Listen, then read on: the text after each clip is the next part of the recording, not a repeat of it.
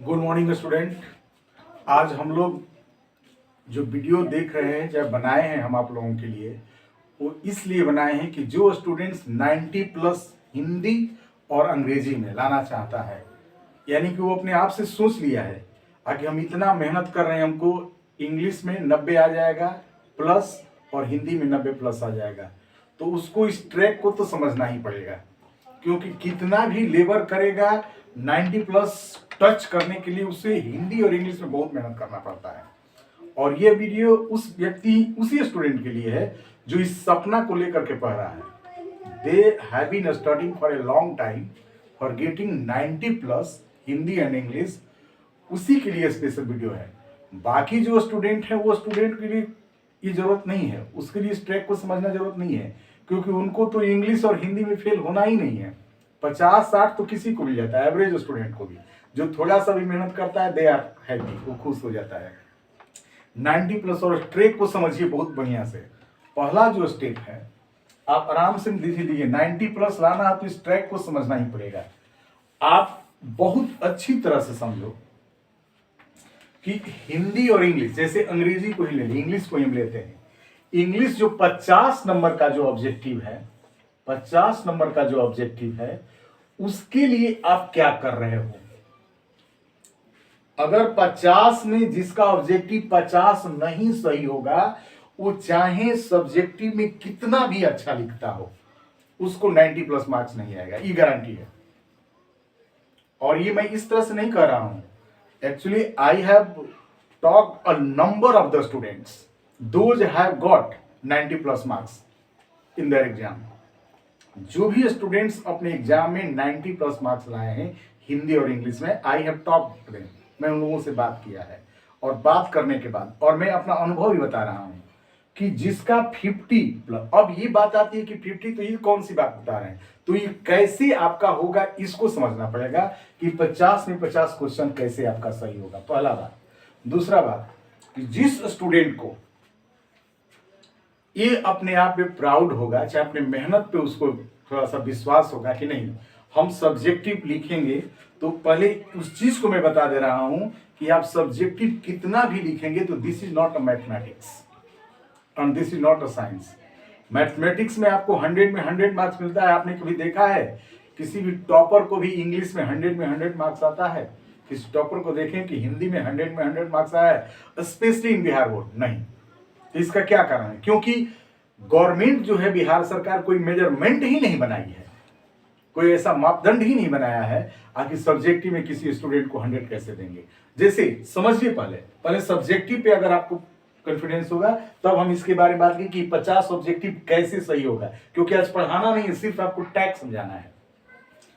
देखो, अगर आप एसे जो है, पहला जो क्वेश्चन सब्जेक्टिव में एसे जो आता है आपका, एसे वो 8 मार्क्स का आता है। कहीं कितना भी, जैसे मान लीजिए आपका आएगा कि which one is your favourite book, आपको फेवरेट बुक में लिखना है, और एकदम खूब बढ़िया से एकदम लाइन बाय लाइन लिख देते, एकदम याद है। आपका क्वेश्चन जो रटा रटा है, वही क्वेश्चन आपकी राइटिंग एकदम बेहतरीन है। इन स्पाइट ऑफ इट, इसके बावजूद भी जो कॉपी चेक करते हैं वो आपको 8 में से 7 नंबर ही देते हैं। अगर अधिकतम देंगे तब 7 मार्क्स देंगे, अधिकतम अगर देंगे तब 7 मार्क्स। 8 में 8 देंगे नहीं, इसका कोई मापदंड ही नहीं है। किसी भी टीचर का ऐसा कुछ है नहीं, उसके माइंड में सेट है, जो टीचर आपका चेक करता है कॉपी, उसके माइंड में चेक है कि 8 में 8 नहीं देना है। उसका कुछ ऐसा नहीं है कि क्या है। अब आप कह रहे हैं कि वो चेक करेगा कि कहाँ आपके ग्रामर में तो कहीं गलत नहीं है आपकी, तो क्या उसका कोई मापदंड ही नहीं बनाया बिहार सरकार, आपके स्टूडेंट्स को 8 में 8 मार्क्स देना है। उसी तरह से एक्सप्लेनेशन 8 नंबर का आता है, उसमें भी आप कितना भी अच्छा लिखेंगे आपको 8 में 8 नहीं जाएगा। उसी तरह से लेटर राइटिंग में अगर 5 दे भी सकता है, लेटर राइटिंग में मिल जाता है 5, उसका एक मापदंड है कि 5 दे देना है, ये करता है तो उसमें 5 मार्क्स। उसी तरह से तो जो सब्जेक्टिव आप लिखते हैं, कितना भी राइटिंग के साथ विद ग्रामर आप लिखते हैं, आपको नंबर कट किया जाता है। तो आप एकदम, मैं उस स्टूडेंट को कह रहा हूं कि those who are thinking about that, जो सोच रहा है, तो वो कितना भी बेहतरीन से बेहतरीन लिखेगा, उसका ऑब्जेक्टिव में maximum marks, maximum highest marks आपका 45 आएगा हाईएस्ट। 50 में आपका 45 मार्क्स आएगा हाईएस्ट।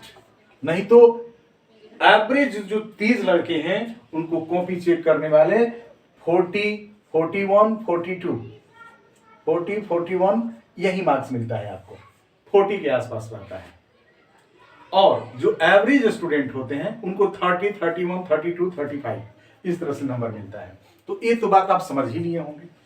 तो अब मैं बात कर रहा हूं आपकी ऑब्जेक्टिव में कि ऑब्जेक्टिव को 50 से 50 कैसे क्वेश्चन करें सर। तो इसके लिए आपको क्या करना है कि अभी जस्ट आपको क्या करना है कि कोई भी एक सीट उठाना है। और ये सीट आपको कहां से मिलेगा, तो सीट किसी भी, अब सीट ही कौन सा उठाना है, जैसे 2018 का पेपर हो, 2019 का पेपर हो, 2020 का पेपर हो, 2021 का पेपर हो, 2022 का, या कोई सेंटअप एग्जाम हो किसी का, 2024 का, 2023 का, वो 2023 का ही सेंटअप एग्जाम जिस पेपर को आप एकदम देखे नहीं, पेपर मॉडल पेपर नहीं। आप मेरी बात को समझिए, मैं क्या कर रहा हूं, मैं कह रहा हूं कि सेंटअप एग्जाम में जो पेपर है, ऑथेंटिक पेपर, जो एग्जाम के ऑथेंटिक पेपर है, उसको आप गूगल करेंगे, गूगल पे ये आपको क्वेश्चन मिल जाएंगे। और उस क्वेश्चन को खूब बढ़िया से 100 जो क्वेश्चन है ऑब्जेक्टिव में, उस 100 क्वेश्चंस में आप सिर्फ और सिर्फ 50 क्वेश्चन करिए अपने विवेक के अनुसार, अपने बुद्धि के अनुसार, जैसे आप बुद्धि दी है। और कौन क्वेश्चन को कहां छोड़ना है इसको देखिए। जितना अभी आपने 2 साल में जो मेहनत की है, चाहे फ्रॉम चाइल्डहुड और अब तक जितना आपने इंग्लिश पढ़ा है, उस इंग्लिश के आधार पर उस बुद्धि का इस्तेमाल करिए और उस एकदम अनसीन पेपर, जिस पेपर को आप नहीं देखे हैं सेंटअप का, चाहे कोई आपके सीनियर है उनके घर से मांग करके, उस पेपर को 100 में से 50 करिए और इसके बाद आंसर मिलाइए कि 50 में आपका 50 सही हो रहा है कि नहीं। अब क्या देखिए, स्टूडेंट क्या करते हैं, जो आप हैं आके इस तरह से पेपर ले लेते हैं सामान्य ढंग से और उसमें करते हैं ये सही है, वो सही है, वो सही है, ये तो हमारा सही हो जा रहा है, लेकिन कभी इस तरह से आप पढ़ते ही नहीं है। तो ये जरूरत है आपको कि कम से कम क्या करें कि उस पेपर को पढ़े और 50 सब्जेक्ट, और 50 जब मिलाएंगे, केवल 50 ही करना है, 100 क्वेश्चन मत करिए, सिर्फ 50 क्वेश्चन करिए और अब उसके बाद मिलाइए। आप देखेंगे कि आपका 50 का 50 ऑब्जेक्टिव नहीं सही है, उसका 48 सही होगा, किसी का 42 सही होगा, यानी कि 40 जाते। तो अगर आपका 50 नहीं सही है, चाहे जो क्वेश्चन पे आपको लग रहा है कि ये रेट सही होगा, वो भी क्वेश्चन आपका गलत हो जाता है। तो क्यों गलत होता है, उस क्वेश्चन को फिर आप चेक करिए, और नहीं चेक करेंगे तो फिर दिक्कत होगा।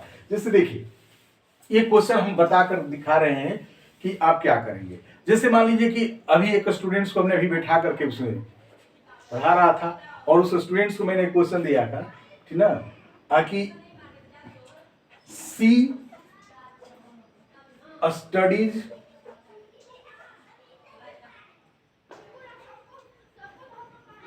ट्वेल्व आवर्स डेली, सो सी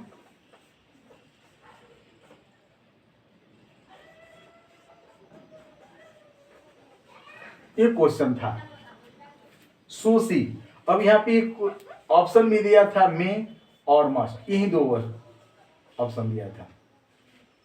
अब उस स्टूडेंट ने इस क्वेश्चन का आंसर क्या मारा, मस्ट मारा, क्योंकि उसने पढ़ा कि सी स्टडीज 12 आवर्स डेली, वह प्रतिदिन 12 घंटा पढ़ती है, और बीच में और भी था कि she is very intelligent and laborious, इसलिए वह 90+ मार्क्स पाएगी। मस्ट मतलब अवश्य पाएगी, इस आधार पर उसने आंसर दिया।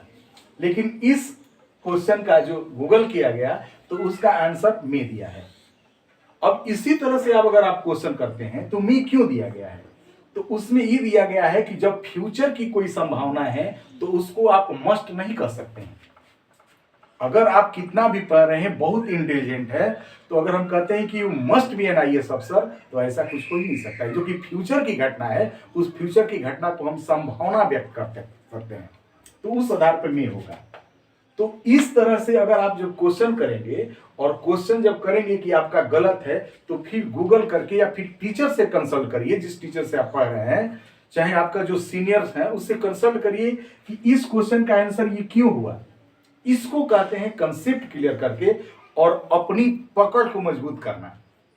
और ऐसे आप नहीं कर रहे हो, तो मैं फिर एक बार बता रहा हूं कि इस तरह से अगर आप नहीं पढ़ेंगे तो 90 प्लस के क्लब में आप नहीं जा सकते हैं। You can't go in that 90 plus, ये बात एकदम गारंटी है। आप इसको बढ़िया से पढ़ लीजिएगा, क्योंकि बहुत सारे स्टूडेंट जो लेबर कर रहे हैं वो ये केवल सोच रहे हैं, तो इस ट्रैक को जरूर अपनाइए आप, ठीक है।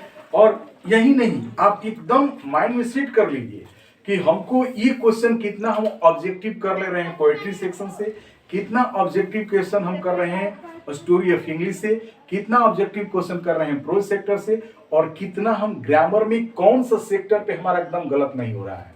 अगर इस तरह की अगर आप रणनीति अपनाते हैं, इस तरह की पॉलिसी लेकर चलते हैं, यानी कि ऑब्जेक्टिव के साथ कोई भी ऑब्जेक्टिव क्वेश्चन के साथ कोई भी समझौता करेगा, चाहे कितना भी इंटेलिजेंट स्टूडेंट हो, वो 90 प्लस एग्जाम में नहीं पाएगा। ये मेरा दावा है, क्योंकि जिस भी स्टूडेंट्स को, तो मुझे लगता है कि बात आपको जरूर समझ में आई होगी। तो आप कैसे करेंगे, तो उसको गूगल करके 5 पेपर 10 पेपर 20 पेपर इस तरह से करिए और उसको समझने की कोशिश करिए कि ग्रामर में कहाँ गलत हुआ है। और सेम कंडीशन विद हिंदी के साथ भी आप हिंदी में भी इसी तरह से करिए, सिर्फ 50 क्वेश्चन को टच करिए, और जिस क्वेश्चन को टच कर रहे हैं वो क्वेश्चन आपका सही हो रहा है कि नहीं। अगर मान लीजिए कि आपने 50 क्वेश्चन को टच किया और देखा कि आपने इस 40 क्वेश्चन सही हो रहा है, आपके 10 क्वेश्चन गलत है, अब स्टूडेंट क्या करते हैं आकि 100 में 100 क्वेश्चन कर लेते हैं, तब अपना चेक करते हैं।